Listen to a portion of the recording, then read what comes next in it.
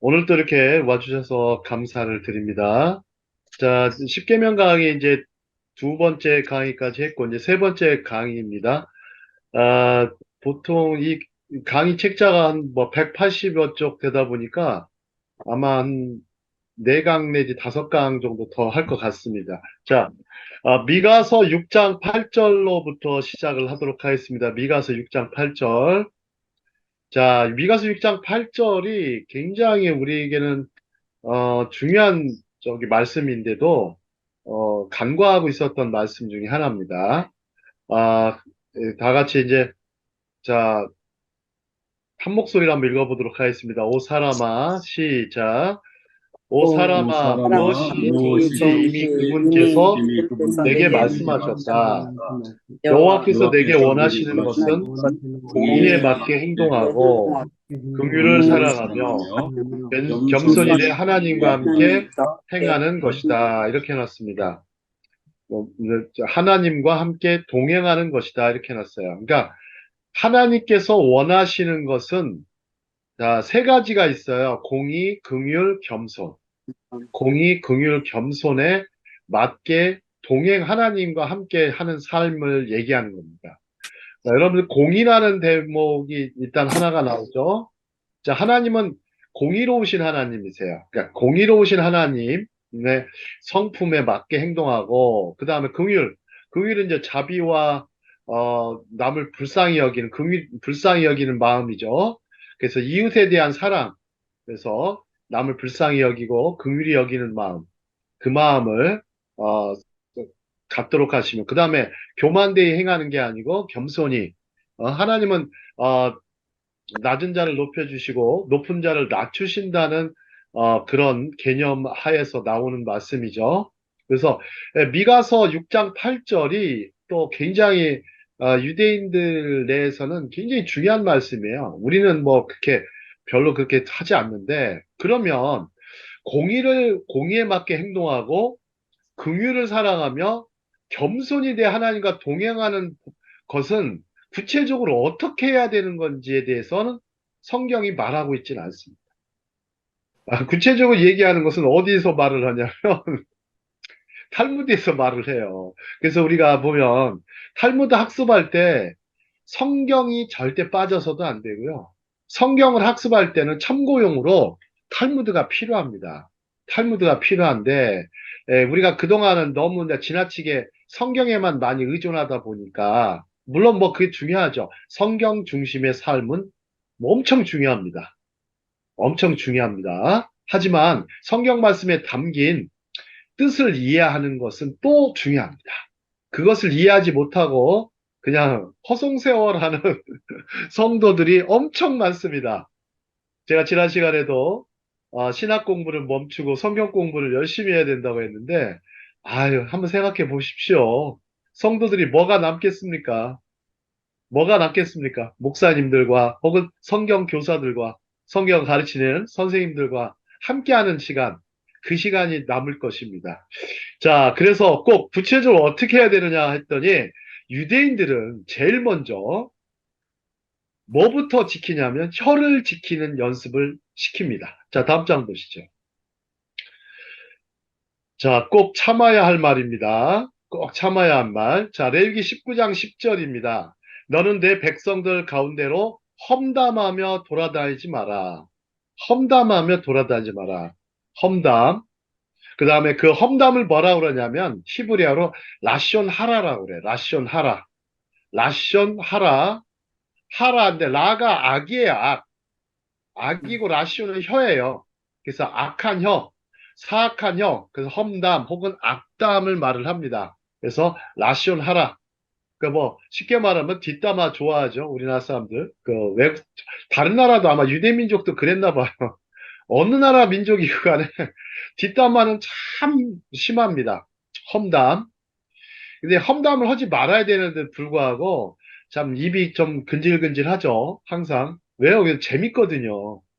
험담해 보면 참 재밌습니다. 뒷담화해 보면 왜 이렇게 재밌는지 굉장히 재밌어요.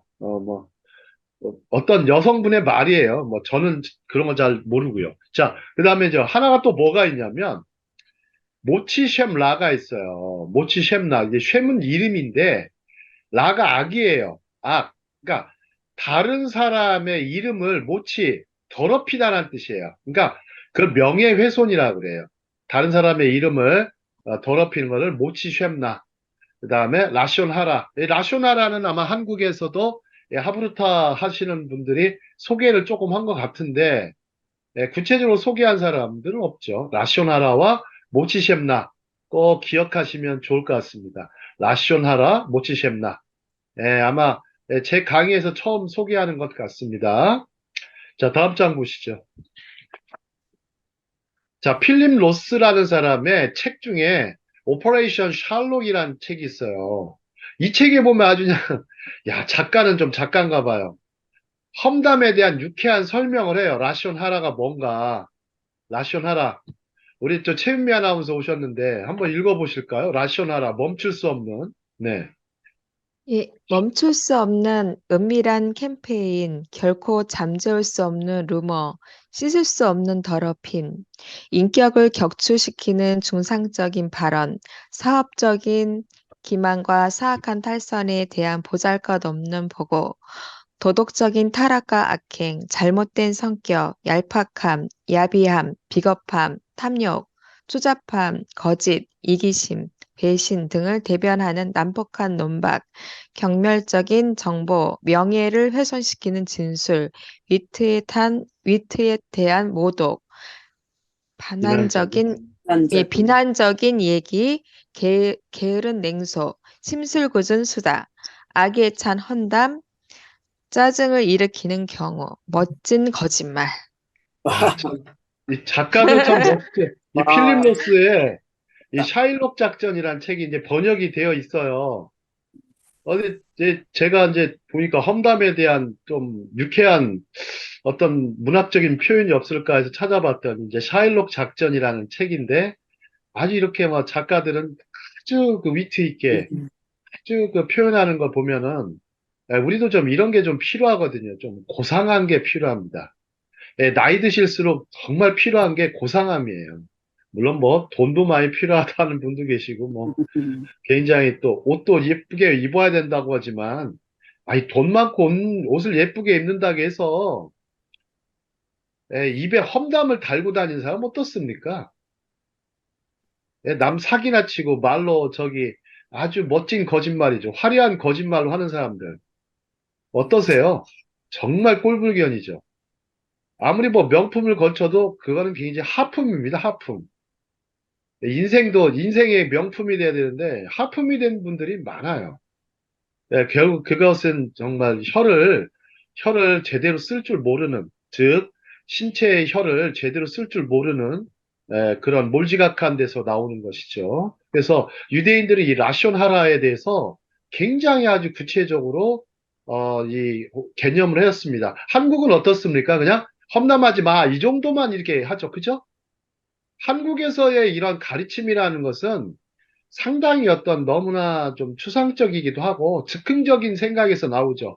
험담하지 마 하면서 정말 구체적으로 왜 험담이 왜 나쁜지, 험담이 안 좋은 이유가 뭔지에 대해서는 가르치지 않습니다. 자, 하브루타에서는 그게 필요합니다. 우리가 하브루타를 자꾸 하시지만 실제적으로 우리의 즉흥적인 생각들, 짧고 단순한 생각들이 문제입니다. 그걸 생각이라고 할 수도 없어요. 생각이라도 할 수 없어요. 생각하며 말하고 또 지각 있게 개념 있게 말하는 것이 하브루타입니다. 자, 그럼 다음 장 가면서 개념 합장을 해보겠습니다. 자, 팔레스타인 탈무드, 이제 예루살렘이라는 거예요. 예루살렘 탈무드라고 하는데 1장 1절이 있어요. 이게 좀 재밌게도. 자, 같이 읽어보겠습니다. 험담을. 시작.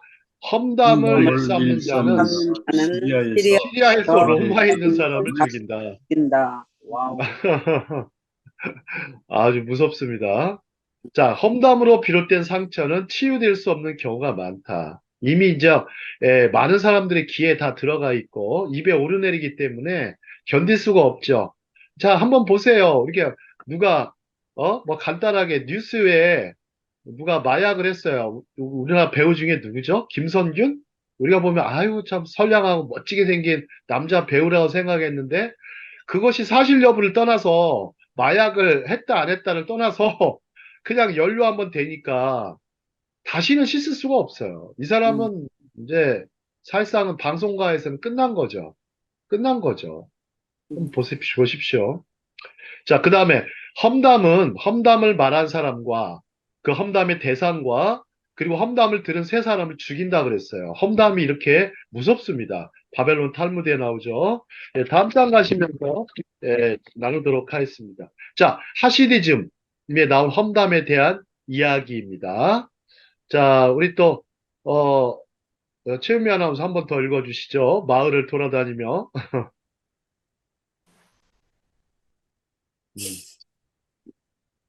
나가셨나 봅니다. 자, 자, 마을을 돌아다니며 여기저기 자신의 랍비를 험담하는 지금, 남자가 지금 마이크 있습니다. 켰는데. 네, 한번 읽어주실까요? 네. 예, 마음을 돌아다니며 여기저기 자신의 랍비, 지금의 목사를 험담하는 남자가 있었다.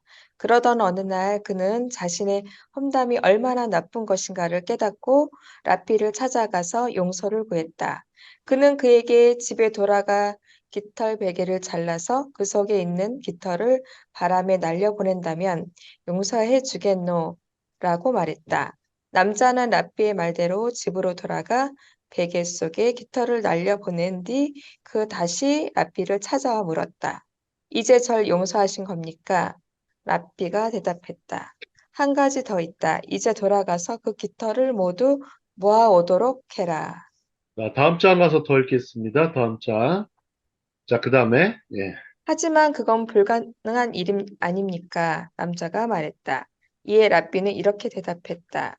그렇다. 넌 나에게 대해 헌담한 것을 진심으로 뉘우치고 있지만 날려보낸 깃털을 다시 모을 수 없는 것처럼 이미 밖으로 내뱉은 헌담을 없던 일로 하는 것도 불가능하다. 여러분들도 이제 지혜를 많이 구하고 지혜를 많이 찾으시는데, 여러분들 그 지혜 중에 지혜가 과연 뭘까요? 라는 고민을 한번 해보셔야 돼요. 음, 이제 지혜가 10가지가 있으면요.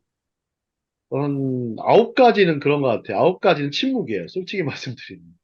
음, 말을 안 하는 것이 지혜입니다. 하고 싶은 말이 참 많지만, 말을 안 하는 게 이제 지혜죠. 뭐, 저야 뭐, 이게 저기 뭐 직업적으로 강사니까 말을 하지 않고는 못 사는데, 그러면서 항상 경계하는 게, 많은 말을 하여도, 저기 뭐, 쓸데없는 말들도 많고, 의미 없는 말들이 많지 않습니까? 그 다음에 남을 비방하거나, 뭐 낮추거나, 뭐 그런 말들, 그 삼가야 될 말들은 참 많죠. 그래서 보니까 강사로서 항상 조심해야 되는 것은 상대방을 높여주면서 참석하시는 분들 높여드리면서 기존에 또 주어진 것을 어떤 착실하게 하는 것이 중요합니다. 그래서 자, 라쇼나라의 가벼움과 무거움 한번 생각해 보시죠. 입으로 짓는 범죄인데 이거 참 깃털의 그 비유, 깃털에 대한 이야기 하면서 한번 내뱉은 험담은 없던 일로 하는 건 불가능하다. 그런 거를 교훈적으로. 그 다음에 다음 장 보겠습니다. 바벨론 탈무드 바바 바스라 164편입니다.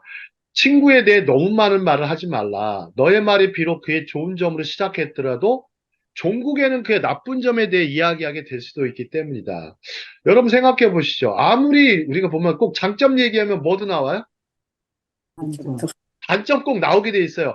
꼭 보면 사람들 장단점을 꼭 얘기를 해요. 와, 다 장단점이 있지 하면서. 뭐 그런 얘기를 하지만 아무리 좋게 시작하더라도 결국 나쁜 점, 단점에 대해서 얘기 안 할 수가 없어요. 음, 하여튼 단점 꼭 듣고 싶거든요.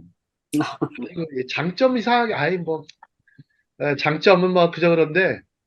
그래서 여러분도 혹시 천국과 지옥의 차이를 아세요? 천국과 지옥의 차이. 자꾸 우리나라 사람들은 장소 개념으로 자꾸 생각하시는데 절대 그렇지 않습니다. 예. 어차피 뭐 죽어봐야 가는 곳이니까 죽어 가는데 그것보다 여러분 현실적인 천국, 현실적인 지옥의 차이 아세요? 셔, 잘. 자, 그거는 1대 99의 법칙입니다. 1대 99의 법칙. 사람이 아무리 99% 잘해도, 예, 저 우리나라 사람들 얘기를 할게요. 99% 잘해도 1% 못한 것을 99% 생각해요. 그러니까 99% 잘한 거는 1%밖에 생각 안 해요.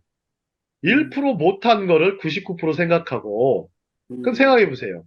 99%를 잘해도 이게 천국이 안 되니 큰일입니다. 1% 못한 거를 그냥 99% 생각하는 그런 사람들이 많습니다. 예? 그래가지고 긁어 부스럼을 만들어 버리죠. 별것도 아닌데, 별것도 아닌데 그거를. 그래서 사람들 뭐라 그래? 은혜는 어디다 새긴다고 그래? 원한은 어디다 새기고, 원한은 어디다 새긴다고 그러죠? 우리나라 속담에 원하는 마음에 원한은 마음에 바위에 새기고, 예. 아유, 은혜는 물에 물에 새긴다 이런 얘기가 있어요. 그게 뭐예요?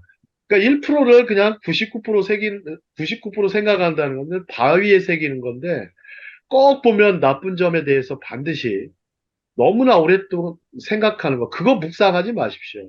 묵상하지 마십시오. 허물과 죄 그거 묵상하는 거 은혜가 안 됩니다. 예, 남의 허물과 죄에 대해서 묵상하는 거. 그걸 또 그거를 또 조언을 해준다고 옆에서 적을 해요.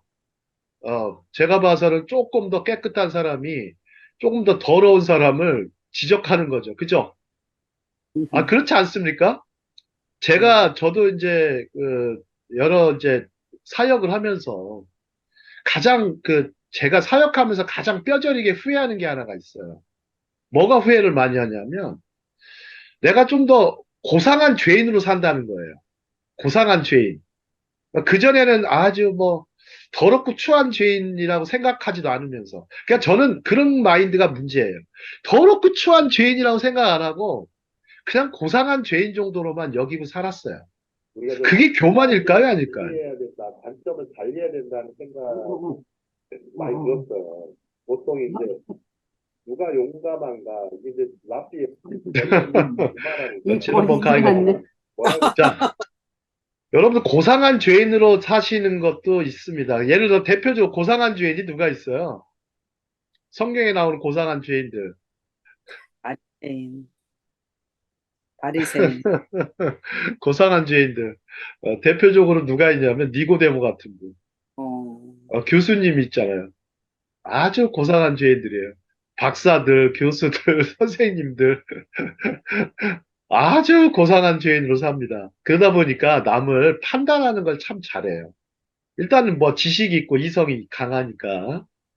제가 그래서 그 부분을 제일 뼈저리게 생각합니다. 아무리 못 배운 사람도 있고, 교회는 그렇잖아요. 못 배운 사람도 많고, 굉장히 가난한 사람도 많고, 못생긴 사람도 많고, 참 못생긴 사람도 많아요. 잘생긴 사람도 많고. 하지만 그걸 떠나서 우리가 고상한 죄인의 그 시야를 갖고서 사람들 낮춰서 생각하는 거. 대놓고 무시하지는 않지만 그런 점이 있었어요. 제가 아는 분이, 이분이 이제 다방 출신이에요. 다방 출신인데 이분이 이제 어떤 남자분을 만나니 남자분도 참 희한해요. 교회 집사였는데 그 여성을 만나러 다방을 출입했나 봐요. 음, 다방을 출입했는데 아주 이 다방을 출입한 집사가 여집사를 전도를 한 거예요. 여자분을 다방 여자분을 전도를 해서 교회를 나오게 한 거예요. 야, 참 전도도 어떻게 다방 가서 전도하나 싶은데 자 그래가지고 전도를 했는데 이게 은혜를 받아가지고 변화가 됐어요. 그래서 다방 일을 그만두고 다른 일을 이제 소위 이제 정말 뭐 그런 일을 안 하고 이제는 이제 다른 회사를 다니면서 교회 일을 이렇게 충성 봉사를 했어요. 근데 이제 시간이 흘렀어요. 너무 잘하니까 집사직을 줬어요. 1년 만에. 1년 만에 집사직을 주고 새벽기도 나오고 항상 그 불철주야 너무 수고를 하니까 그런데 1년이 좀 지나서 한 2년 다 됐을 때 어떤 권사분이 있었어요. 권사분이 험담을 하나 한 거예요. 어떻게 험담했냐면 그냥 야, 이 사람 겉보기에는 이렇게 하이 충성되게 헌신하지만 아이, 원래 다방 여자 출신이야. 아이, 그게 어디 네. 가겠어? 아이, 그 아이고, 본성이 어디 가겠어? 그 아이고, 한마디가 이 교회에 퍼진 거예요. 그러니까 이분은 교회를 다닐 수가 있어요? 없어요? 없죠. 없죠. 음, 없죠. 그 사소해 보이는 함담 하나가 가벼운 입술이 결국에는 무거운 일을 벌어버리고 말았는데, 이제 그분이 떠나면서 뭐라고 했을까요? 교회를 떠나면서 뭐라고 했을까요? 딱 한마디 했어요. 예수님은 좋은데, 교회는 싫다. 예수님은 좋은데, 교회는 싫다. 그 한마디가 얼마나 치명적인 말이었는지 몰라요, 저는. 아, 예수님은 좋은데, 교회가 싫다는. 예, 아마, 어떻게, 그 이후에는 어떻게 된지 모르겠지만, 보세요. 한 사람이 이렇게, 예? 정말, 그러니까, 우리가 교회에서는 절대적으로 그 사람의 뭐가 뭔지 고상한 죄인이 돼가지고, 마치 다른 사람들 저거 하지 마셔야 됩니다. 자, 보십시오. 영국의 랍비 손신호라는 분이 있어요. 영국에 가면 유명한 출판사 이름이 손신호예요. 손신호 출판사가 상당히 많은 유대학 책들을 많이 했어요. 그래서 제가 손신호 출판사의 책들을 많이 갖고 있습니다. 그래서 유대학 연구할 때. 자, 상대의 선행과 장점을 꼽다 보면 필연적으로 상대의 악행과 단점에 관심을 자연스럽게 돌리게 된다. 여러분들 이거 굉장히 오늘 이것만 명심하셔도 굉장히 좋습니다. 자, 다음 장 보시죠. 다음 장이라도 보면, 뭐, 이거는 뭐, 라소나라에 대한 랍비 하페츠 하임의 하시디즘인데요. 한번 보시죠. 세상에서, 자, 한 랍비가 그의 제자들에게 말했습니다. 하나님의 세상에서 만들어진 창조된 것이라면 그 어떤 것이라도 우리에게 교훈을 주지 않는 것이 없다. 자, 스승이 이제 과장법을 사용하고 있다고 여기 한 제자가 큰 소리로 물었습니다. 우리는 기차를 통해 어떤 교훈을 얻을 수 있습니까? 랍비가 대답하죠. 야, 이런 거죠. 기차에 대한 질문을 했을 때 랍비는 어떻게 대답합니까? 1분이라도 늦으면, 지혜롭게 대답해요. 지혜롭게. 1분이라도 늦으면 모든 것을 잃어버리는 것을 배울 수 있겠지. 실제적으로 기차 놓쳐보신 적 있으세요? 기차. 네, 네, 많죠. 아, 그러시죠. 네. 네, 네, 지하, 저도 KTX 한번 놓치니까 물론 금방, KTX가 다음 기차가 금방 오니까 상관없는데 그렇죠. 그럼 전신기 옛날에 전신기에서 무엇을 배울 수 있습니까? 전신기는 옛날에 그 타이핑을 쳐가지고 정보 보내는 그런 장치예요. 그래서 네, 단어마다 돈을 지불해야 한다는 걸 배울 수 있지. 이게 이 사람이 참 랍비들은 뭘 얘기를 하는 것 같아요? 핵심을 현실, 참 잘 얘기를 네, 해. 맞아. 핵심을 잘 얘기를 해야 돼요. 자, 음, 그럼 전학에서 어떤 교훈을 배울 수 있습니까? 여기서 말하는 것을 멀리서도 들을 수 있다는 교훈을 얻을 수 있다. 그렇죠. 이게 험담이죠. 요즘 현대판 험담은 더 빠르죠. 옛날에는 어땠습니까? 어렵죠. 옛날에 운송수단을 가지고 사람들, 파발 있죠, 파발. 옛날에 네, 파발 가지고 막 말 타고 달려야 되고 막 그러잖아요. 그런 시대인데 전화기. 한번 보십시오. 라쇼나라.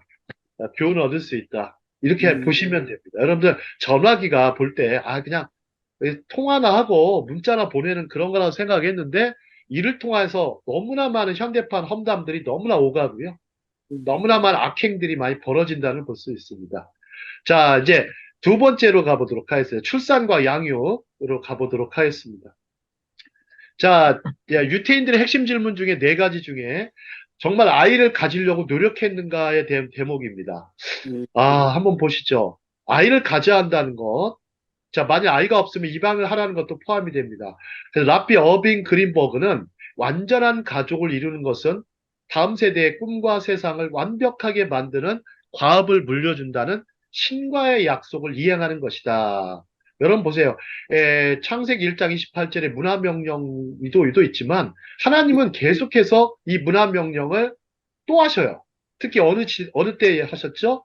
노아의 홍수 이후에 또 말씀을 또 하시죠. 그죠? 세육하고 번성하라. 땅에 음, 충만하라. 이래서 하시면서 많은 어떤 자손들을 낳아서 하늘의 별과 같이, 땅의 모래와 같이 자손들을 낳도록 말씀을 합니다. 자, 그래서 유대인들이 결혼과 출산을 강조하게 됐습니다. 물론 지금 현대에 와서 이스라엘 한번 보시죠. 이스라엘에서는 지금 종교인들 가족들이 너무나 많습니다. 종교인들의 숫자가 무려 23%나 됩니다. 음, 하레딤이라고 했죠. 하레딤. 이게 이제 사회 문제가 되고 있어요. 하지만 저는 그게 뭐 유대인들이 그렇게 뭐 숫자가 적기 때문에 이렇게 하레딤들은 이제 군대도 안 가고 군대도 안 가기 때문에 아마 그런 것 같은데 아마 유대인들이 이 법을 뭐 앞으로는 모르겠습니다. 법을 바꿔서 할지도 모르겠습니다. 전쟁이 났잖아요. 하마스와의. 자, 그 다음에 다음 장 보시죠. 자, 613조의 계율이 들어가기 전에 예레미야 9장 23절, 24절입니다. 23절, 24절. 자, 보시면은 맨 밑에 보시면 세 번째 줄이 있습니다. 그가 나를 깨달아 내가 이 땅에 인애와 정의와 의로움을 행하는 여호와인 것을 아는 것을 자랑하게 하라. 자, 이게 하나님을 자랑하게 하라. 여러분들 자랑이라는 말을 쓰잖아요. 자랑. 네. 예, 저는 아주 이 말씀보다 찔리는 게, 아니, 너무, 내가 자기 지혜를 너무 자랑하지 않나 하면서 그 생각이 들고, 자기 힘을 자랑하지 말고, 자기 부를 자랑하지 말고, 누구를 자랑하라고요? 이 땅 여호와. 인애와 정의와 의로움을 행하는 하나님을 자랑하게 하라. 예, 뭐, 하나님께 영광을 돌리면서 살아가라 이런 얘기 같은데, 이것들을 내가 기뻐한다 그랬어요. 이것들을 내가 기뻐한다. 야, 여러분들 아까 얘기했죠. 고상한 죄인, 지혜로운 죄인으로 사는 것도 좋지만 그것도 자랑하지 말고 하나님께서 주셨다 생각하시고 힘을 주시고 또 이렇게 은혜를 주시고 부를 주시고 여러 가지 주셨다라고 하는 관점에서 보시면서 인애와 정의와 의로움을 행하는 삶을 살도록 부탁하십니다. 자, 다음 장 보겠습니다. 자, 613조의 계율 너무나 잘합니다. 이제 미츠보트라고 그래요. 미츠보트. 자, 613조를 여러분들 지금까지는 많이 좀 어떻게 생각하셨어요? 우리 요셉 목사님은 어떻게 생각하셨어요? 613조의 계율에 대해서. 그, 글쎄요. 이게 뭐 이제 그 365개, 뭐 또 248개 이렇게 그 유대인들이 해놨잖아요. 네네. 그, 과연 이게 꼭 613개인지, 그거는 잘 모르겠어요. 자, 613조의 계율이 있잖아요. 계율을 누가 만들었다고 생각하냐면 유대인들은 모세가 만들었다고 생각을 해요. 그러니까 이게 613개가 맞습니다. 맞는데 그 이상 늘리지도 않고요. 줄이지도 않아요. 지금도 그렇습니다. 지금도. 유대인 사회에서는. 자, 왜 그러냐면 모세가 십계명을 받았잖아요. 그죠? 근데 네. 두 돌판을 던집니다. 이 금송아지 우상숭배를 하니까 전승에 의하면 던지고 다시 또 어디로 올라가요? 신의 산. 또 신의 산에 받으라고. 올라가서 또 며칠을 또 금식합니까? 음, 또 40일을 금식합니다. 네. 무려 80일을 금식을 합니다. 이게 사람이 좀 가능한지 모르겠는데 하여튼 그 40일 동안 모세가 613조의 계율을 다듬었다는 얘기가 있어요. 음, 모세가 이 학자입니까? 아닙니까? 요즘 어마어마한 학자예요. 학자라면 학자라고 할 수 어마어마- 있죠. 얼마나. 어마어마한 사람이에요. 생각해 보세요. 이 토라를 기록한다는 게 어마어마한 겁니다. 이게 진짜 전 인류를 움직인 일이에요. 생각해 보세요. 음, 이 어마어마한 일이에요. 이 모세 같은 사람은 이 전무후무한 사람이라. 전무후무한 사람. 모세 이전 뭐 최고의 리더로서요. 전 세계 리더십 제가 이제 리더십을 전공했는데 최고의 리더가 누구냐라고 역사상 통틀어서 제가 질문한 적이 있습니다. 그러니까 아무도 대답을 못 해요. 아니, 기독교인은 뭐라 그래요? 아, 그 예수님이죠. 이렇게 얘기하는데. 아니, 좀 예수님은 리더가 아니라 주님이십니다. 예, 주님이시지.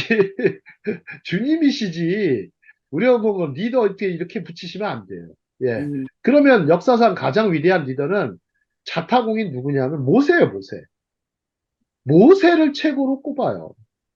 리더십 학자들은. 동서양의 리더십 학자들은요, 모세를 꼽습니다. 자, 물론 몽고에 가봤더니, 몽고는 징기즈칸이 최고라고 그러고. 뭘 최고예요? 남, 그렇게, 예? 수많은 사람 죽여놓고서. 민족들 다 박살내놓고서. 예, 그게 좀 악한 리더죠. 자, 그렇다면 유대인들은 생각해 보게. 뭐가 문제되는 거예요? 613조에서 어느 율법이 가장 중요한 거가 논란을 무진장하게 했습니다. 논란. 어느 율법이 가장 중요한. 그 어느 율법이 제일 중요하나. 그래서 여러분들 그 613조의 계율 중에서 어떤 게 제일 중요할까? 그래서 이제 유대인들이 모델로 삼은 말씀이 있어요. 시편 15편 1절에서 5절이에요. 시편 15편 1절에서 5절. 자, 여호와여, 주의 장막에 살 사람이 누구입니까? 주의 거룩한 산에 살 사람이 누구입니까? 자, 탈무드에 보면 모세에게 다윗 왕에 찾아와서 이 질문을 하였다는 거예요. 탈무드에 이제 전승의 전승 설하니까 아니 모세한테 다윗 왕이 찾아와요. 예, 역사가 모세하고 다윗 왕은 뭐 차이가 엄청 크죠, 그죠? 모세 네. 시대와 다윗 왕 시대에는 차이가 엄청 큽니다. 음, 근데 이 질문을 했다는 거예요. 시편 15편 1절. 여호와여, 주의 장막에 살 사람이 누구입니까? 주의 거룩한 산에 살 사람이 누구입니까? 이런 질문을 하니까, 예, 그 질문에 대해서 하나님의 영감으로 다음에 써여 있죠. 다음 장 보시죠. 그래서 613조를 압축을 했더니 11개로 압축이 돼요. 딱 보시죠. 15편에 나와요. 그래서 오늘 여러분들이 이걸 들으시고 시편 15편을 한번 살펴보세요. 저는 시편 15편을 수시로 읽습니다. 수시로 읽고 거의 암송을 하죠. 자, 1번을 한번 보면 올바르게 행동하고, 자, 2번은요, 의를 행하며, 3번 읽겠습니다. 마음으로 마음으로 진실을 진실을 말하고, 4번이요, 서로 헐뜯는 말을 하지 말하지 않으며, 않으며 5번, 이웃에게 해를 입히지 입히지 않고 않고, 6번, 동료에게 동료에게 씌우지 누명을 씌우지 않으며 않으며, 어, 7번, 살아간 살아간 사람을 사람 사람을 경멸하고 경멸하고, 8번, 여호와를 경외하는 사람을 존경하며, 9번, 손해를 입어도 맹세를 지키며, 10번, 돈을 돈을 빌려주면서 돈을 이자를 많이 이자를 받지 말고, 11번, 뇌물을 뇌물을 받지 말고, 죄 죄 없는 사람을 없는 억울하게 사람을 하지 마라. 하지 말라. 이 죄 없는 사람 억울하게 하지 말라. 이런 말 아마 판결과 관련되고요. 여러분들 보세요. 시편 15편 1절에서 5절은 11개로 압축을 합니다. 율법을. 여러분 613조가 뭐 어떻게 뭐 다 지킬 수도 없죠. 예, 다 지킬 수도 없지만 또 압축을 하니까 여러분 11개로 이렇게 나눴습니다. 11개로. 얼마나 구체적이에요. 되게 구체적이죠. 그죠? 네. 자, 그 성경은 굉장히 어떤 성경 웬만하면 이제 추상적이거나 관념적인 게 많은데 이렇게 15편 같은 경우는 아주 구체적으로 나열을 했습니다. 물론 뭐 출애굽기 22장이나 레위기 25장, 신명기 23장에도 비슷한 구절이 있습니다. 같이 살펴보시면 될 것 같고요. 자, 그러면 유대인들이 생각하는 자신들의 종교가 뭐냐는 거예요. 여러분도 한번 생각해 보시죠. 종교, 요즘 뭐 종교 문제가 굉장히 심각한데 여러분들 종교를 떠나서 살 수 있어요, 없어요? 박희수 어머니 어떻습니까? 인간이? 없죠. 없어요. 예. 근데 종교가 가지는 폐악은 얼마나 큽니까? 많죠. 엄청. 종교 간의 대립만 해도 어마어마하죠. 예. 예, 예. 그래도 뭐 한 집안에 뭐 예를 들어서 기독교, 불교가 있어요. 어때요? 집안에서도 난리가 나죠. 그죠? 예. 집안에서 난리가 나요. 예, 별거 아닌 것 같아도. 자, 다음 장 보시면, 그러면 유대인들이 이걸 다 보면, 유대인이 생각하는 종교는 뭐냐면, 종교는 의식이라기보다는 도덕적인 윤리적인 행위에 기반해요. 철저히. 이 부분이 중요하지 않습니까? 솔직히. 여러분들 의식을 많이 치룬다고 하시는데, 의식을 치르는 것도 중요하지만 도덕적 윤리적인 행위에 기반한다 그러죠. 자, 구약 속에 앉아 선지자들의 글을 보면 우리는 이를 쉽게 발견할 수가 있습니다. 쉽게 발견할 수 있어요. 이들의 도덕성은 동양과는 달리 하나님을 경외하면서 삶의 현장에서 정직함을 구현하고 정의를 행하려는 노력을 기울이는 데 있다. 이렇게 봤던 거예요. 자, 다음 장 보면서 구체적으로 얘기하죠. 네, 제가 이제 나사렛 대학의 그 신학과가 있는데, 이제 이 천안에 있어요. 천안 나사렛 성결대학. 나사렛 교단이 뭐 큰 교단은 아니지만 전 세계에 그 대학이 55개나 거느리고 있어요. 어마한 신학교 55개나 있어요. 우리가 몰라서 그렇지. 근데 이제 나사렛 대학에서 추구하는 게 학습 형태가 하브루타예요. 그래서 지식 공부 이런 것들을 이제 나사렛 대학이 뭐 지명도도 낮고 굉장히 신학교 내에서도 아주 중하위권에 있는 학교이긴 하지만 그걸 떠나서 하브루타 방식으로 모든 논문이나 발표나 세미나를 다 해야 돼요. 이렇게 음, 바뀌어 있어요. 어, 굉장히. 그럼 뭐를 하냐면 질문을 던지죠. 화두라고 하죠. 화두. 질문을 예, 던지고 이 질문에 대해서 현명하고 지혜롭게 하는 식의 이제 또 논문이라든지 강의 이런 식으로 다 이루어져 가고 있습니다. 그래서 상당히 하브루타가 많이 보급된 학교 중에 하나입니다. 자, 그런데 대체적으로 하브루타 한다는 분들이 특징이 성경에 나오는 질문들을 가지고서 그 질문에 대해서 어떻게 답변하는가에 대해서 주목을 해야 되는데 그냥 성경을 약간 좀 뭐라 그럴까 강해하려고 그래요. 강해. 말씀을 강해하려고 그러고 굉장히 어떤 상대방 사람들로 하여금 뭐 호기심이라든지 또 굉장히 궁금증이라든지 또 알고 싶어 하는 어떤 지적인 어떤 욕구라든지 이런 것들을 심어주는 게 별로 없어요. 소위 이제 가르치기만 하려는 거죠. 이제 가르치를 하려는 거죠. 자, 성경을 잘 보면, 제가 이사야 33장 15, 16절을 가지고 와봤는데요. 한번 보시죠. 시온의 죄인들의 질문에 집중하기. 시온의 죄인들. 자, 한번 질문 한번 읽어보겠습니다. 시작. 우리 중에 우리 누가 누가 삼키는 불과 함께 선택과 함께 거하겠으며, 거하겠으며 우리 우리 중에 중에 누가 영영이 타는 것에 영영이 함께 타는 하리요. 것과 이게 함께 어딥니까? 이게 어디예요? 지옥이죠. 그죠? 지옥. 지옥이죠. 게헨나라고 그러죠. 히브리 게헨나. 요 스올이라고도 하고 그죠? 자, 지옥에 들어가는 자 어떤 사람입니까? 오직 자, 우리 박기수 한번 한번 읽어보시겠어요? 오직 공의롭게 행하는 자. 오직 공의롭게 행하는 자, 정직히 말하는 자, 토색한 재물을 가증히 여기는 자, 손을 흔들어 뇌물을 받지 아니하는 자, 귀를 막아 피 흘리려는 꾀를 듣지 아니하는 자, 눈을 감아 악을 보지 아니하는 자. 그는 높은 곳에 거하리니 견고한 바위가 그의 요새가 되며 그의 양식은 공급되고 그의 물은 끊어지지 아니하리라. 아멘.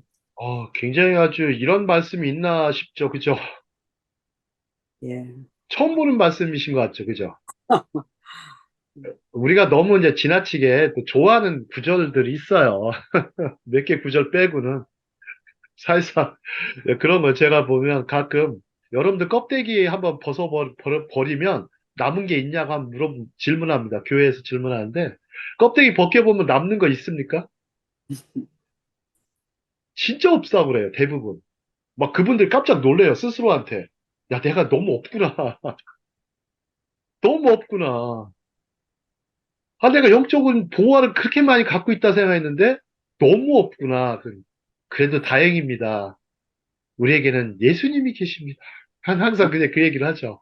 네, 할 때마다. 여러분도 한번 보세요. 정말 껍데기뿐인 신앙인지, 정말 내실 있는 신앙인지. 자, 이제 보면은 유대인들은 이렇게 상당히 어떤 윤리성, 높은 윤리죠. 하나님의 윤리죠. 그죠? 높은 윤리성. 똑같이 이렇게 얘기합니다. 좀 전에는 시편에 대해서 말씀했지만 이제 이사야에서 이렇게 얘기합니다. 그다음 이제 하박국 선지자로 가보도록 하겠습니다. 하박국 선지자 다음 장 보겠습니다. 성경의 핵심을 말하다. 자, 바벨론 탈무드 마코트 23, 24절에 보면 여기에도 그 말씀이 있어요. 의인은 그의 믿음으로 살 것이다. 여러분들 보세요.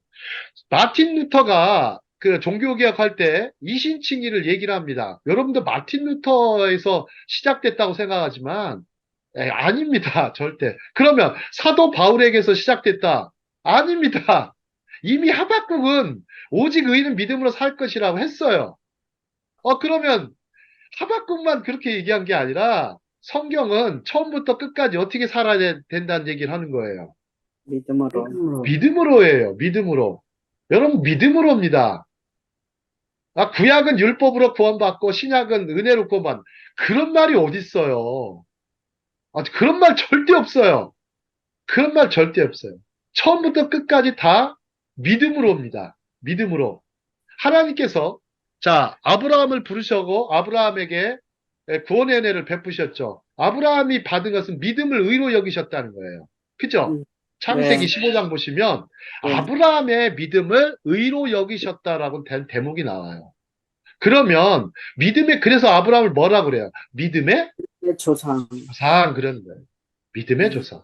자, 그래서 성경 구약이든 신약이든 믿음으로라는 단어가 핵심입니다. 하박국 선지자가 성경의 핵심을 잘 말했습니다. 자, 우리가 종교적이라고 말하지만 일상생활에서 자신의 믿음에 따라 살지 못하는 사람들이 많습니다. 자, 다음 장 보시죠. 다음 장 보시면 이제 뭐 다 했습니다. 자, 노아의 7계명인데요. The Seven Laws, Seven Hide Laws라고 하는데 노아의 7계명. 자, 다음 장 보시면서 노아의 7계명이 뭔지 한번 번역을 해놨습니다. 자, 일단 1번 같이 읽겠습니다. 시작. 하나님을 하나님을 부인하지 부인하지 말 말 것, 것. 우상 숭배를 금할 것. 음. 자, 노아의 7계명은 바벨론 탈무드 산헤드린 전반부 56 전반부에 나오는 건데 10계명 이전에 주신 계명이라고 보는 거예요. 유대인들은. 노아의 7계명. 자, 두 번째 보시죠. 2번 같이 읽겠습니다. 하나님을 하나님을 하나님을 모독하지 모독하지 말고. 말 것, 3번 살인하지 살인하지 말고. 말 것. 것, 4번 금지된 금지된 성적 행위에 성적 행위를 가담하지 말고. 가담하지 말 것, 5번 도둑질하지 말 도둑질하지 것. 말 것, 6번 살아있는 살아있는 동물에서 동물에서 뜯어낸 뜯어낸 사지를 사지를 먹지 먹지 말 말 것. 자, 것. 6번 계명이 좀 웃기죠? 네. 살아있는 동물에서 사지를 떼어서 먹지 마라. 아마 옛날에 뭐 생육을 했었나 봐요. 자, 7번.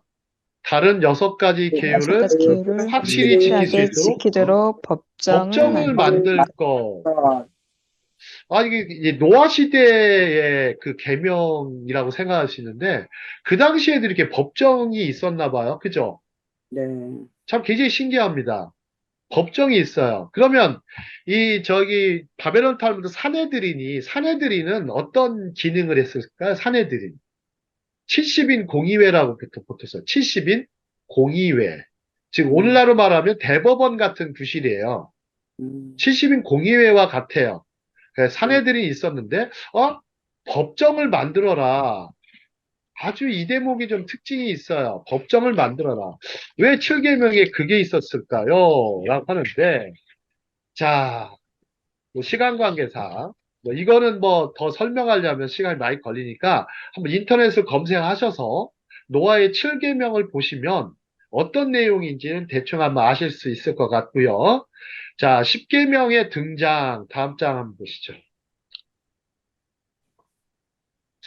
자, 10계명의 등장. 자, 성경에는 이제 토라에는 10계명이 두 군데가 나옵니다. 한 군데는 출애굽기 20장, 우리가 정말 잘 아는 출애굽기 20장 2절에서 17절이고요. 또 한 군데는 이제 신명기입니다. 신명기 5장 7에서 21절에 10계명이 같이 있습니다. 한번 비교해서 보시면 좋을 것 같고. 자, 10계명은 이집트 미찌라임이라고 합니다. 히브리어로 미찌라임에서 나온 후 대략 3개월 즈음에 인상적인 광경과 소리에 둘러싸인 가운데 하나님이 시내산에서 모세에게 주신 거예요. 모세에게 주신 거예요. 그래가지고 하나님께서 모세에게 주시다 보니까 온갖 십계명들이 그 뒤로 나오게 됐죠. 자, 다음 장 보시죠. 얼마 전에 한국에 뭐가 있었어요? 저기 수능이요. 수능이 있었죠. 네. 수험생들을 위한 뭐 십계명, 십계명들이 다 있고요. 다음 장이요. 좋은 부모 되기 십계명이 있어요. 이것도 뭐 수준이 굉장히 높던데요. 네. 좋은 부모 되기 십계명. 뭐 3번 한번 볼까요? 3번. 부족함 없는 사랑을 주세요. 그 다음에 5번 보시면 아이의 마음을 공감해 주세요. 뭐 이렇게 돼 있고. 8번 나이에 맞게 독립심을 키워주세요. 이거 지키실 수 있어요? 이 세속의 십계명도 이렇게 어려우니 참. 이걸 자, 누가 만들었는지 그거 궁금해요. 누가 이런 걸 좋은 자, 내용이긴 한데 좋네요. 네, 잔소리 대신 스스로 하도록 이끄세요. 아유, 세상에. 이런 가족은 도대체 어떤 가족일까요? 예. 세상에 이런 가족이 존재하나 모르겠어요. 자, 다음 장이요. 부부생활 10계명 보세요. 음. 2번 읽어보면 좀 재밌어요. 집에 불이 났을 때 외에는 고함을 지르지 마라. 예. 집에 불이, 그 다음에 뭐, 4번 보시면 아내나 남편을 다른 사람과 비교하지 마라. 이게 참 많이 하죠. 그죠? 예. 아주 참 많이 해요. 예. 그 다음에 7번 처음 사랑을 잊지 마라. 뭐 6번 분을 품고 침상에 들지 마라. 10번 서로의 잘못을 감싸주고 사랑으로 부족함을 채워주도록 노력하라. 참 아담과 하와도 못한 것을 이렇게 다 하라고 그러니 참 아담과 하와도 못한 거를 네? 아, 하여튼 누가 이렇게 참 신기한 걸 만들어내는지 네, 참 신기합니다. 아, 한번 웃겨. 네, 저도 한번 만들어 보겠습니다. 저도 한번 아주 현실적이고 구체적으로 한번 만들어서 진짜 어, 만들어봐야겠다. 하브루타 10계명을 해가지고 하브루타 음. 10계명 한번 만들어 보도록 하죠. 자, 그러면 한번 뭐 다음 장 한번 보시도록 하겠습니다. 자, 여기까지만 오늘 할 텐데, 자, 10계명은 이집트의 속박에서 구원받은 후에 잠시 이스라엘 자녀들, 그걸 분의 이스라엘에게 주어졌다. 일단은 이스라엘 백성에게 주어졌습니다. 그래서 선민입니다. 그래서 선민이에요. 10계명을 먼저 하나님의 토라를 받은 민족이라고 해서 선민이 됐죠. 자, 그 이후 하나님은 지혜로운 삶을 위한 특별한 지침을 주었으며, 하나님을 공경하고 그들을 복되게 하는 노점으로 인도하셨다. 자, 한번 보시죠. 10계명을 주신 다음에 어디로 보내십니까? 하나님께서. 가나- 네, 가나안 가나안, 땅으로 안 갔습니다. 절대 안 갔습니다. 가나안 땅. 광야다가 광야로 또 보내시죠. 어디로 광야에 가서 미디안 광야로 보내셨죠. 그래서 몇 년을 있게 합니까? 40년. 40년을 있게 한 다음에 그 네, 세대들, 40년 보낸 세대들 다 죽었습니까? 안 죽었습니까? 죽었어요. 다 새도 죽게 하고 그 광야에서 태어난 세대들 있죠. 그죠? 예, 예, 광야 세대들을 중심으로 해서 제2세대가 가나안 땅으로 보내도록 하였죠. 예. 자, 가나안 땅의 다른 이름이 뭡니까?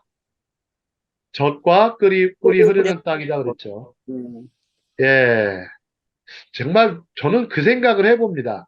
광야에서 가나안 땅은 아마 그렇게 느꼈을 것 같아요. 야, 정말 젖과 꿀이 흐르는 땅이다. 광야에서 한번 보십시오. 이스라엘 땅 어떨 것 같으세요? 빡하죠. 젖과 꿀이 흐르는 땅이에요. 음, 광야에서 살다가 가보면 음, 안 그럴 것 같습니까?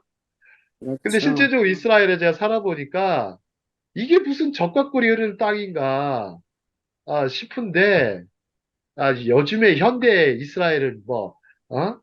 과학 영농을 해가지고 굉장히 젖과 꿀이 흐르는 땅으로 많이 만들어 놨지만 음, 굉장히 예전의 땅을 보면 근데 하나님께서 왜 적과 꿀이 흐르는 땅이라고 가나안 땅을 표현하셨을까요? 라는 질문을 던질 수 있어요. 왜 그럴까요? 이 최은미 아나운서 말씀해 주시죠. 하지 마세요. 묻지 마세요. 예, 예, 아, 속으로 한 말이 들어갔네요. 예, 아, 어려운 질문이죠. 네.